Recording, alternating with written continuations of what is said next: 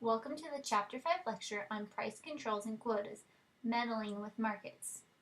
Government officials can decide to get involved in private markets if they consider equilibrium price to be unfair. In some cases, officials might decide that equilibrium price is too high and unfair to buyers, or equilibrium price is too low and unfair to sellers. Government intervenes in the market by setting price controls. Price controls can be set as ceilings or floors. A price ceiling is a legal maximum on the price of a good or service. A classic example of a price ceiling is rent control.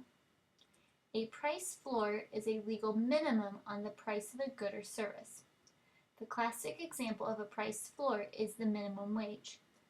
Government officials can also impose quantity controls by imposing quota limits. A quota is an upper limit on the quantity of some good that can be bought or sold. The classic example of a quota is taxi medallions. You can review more details about quotas in the textbook. We start by analyzing the effects of a price ceiling. The most common example is rent control. We begin by showing the market for apartments in equilibrium before the government imposes any price controls.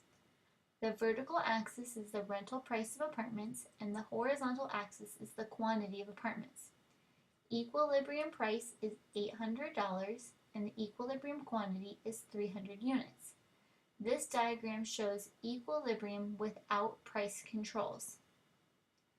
Suppose the price ceiling is set at $500. Since the equilibrium price is above the ceiling, it is now illegal. If the price ceiling is set below equilibrium price, it is a binding constraint. The result of the binding price ceiling is a shortage. When price is set at $500, quantity supplied is 250 units, but quantity demanded is 400. The difference between quantity demanded and quantity supplied represents the shortage.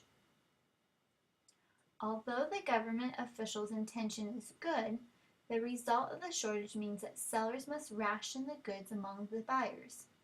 Rationing can result in long lines as buyers wait for goods to become available, or discrimination by sellers. Long lines and discrimination are unfair and inefficient since the goods no longer necessarily go to the buyers who value them the most. In contrast, when prices are not controlled, the rationing mechanism is efficient.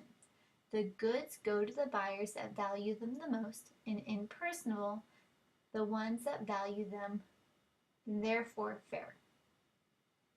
Let's now look at the effects of a price floor by analyzing the market for unskilled labor and minimum wages. The vertical axis is the wage paid to unskilled workers, and the horizontal axis is the quantity of unskilled workers. Supply is upward sloping and represents people who want to work. Demand is downward sloping and represents firms who want to hire workers. Equilibrium occurs at $4 and 500 workers. This diagram shows equilibrium without price controls.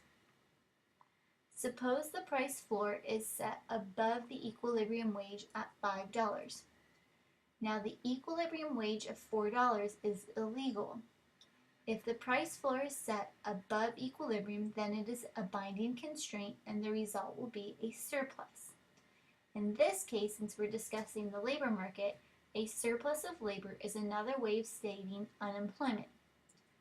Quantity demanded of workers from firms is 400, but quantity supplied of workers is 550. The difference between quantity supplied and quantity demanded represents the labor surplus or the amount of unemployment. Remember the principles from Chapter 1. Markets usually lead to efficiency. Prices are the signals that guide the allocation of society's resources. This allocation is altered when policymakers restrict prices. price controls often intend to help the poor, but often hurt more than they help. This is the end of the Chapter 5 lecture. If you have any questions about the key concepts from this chapter, please email me or post a question in the Ask Professor Pakula discussion board.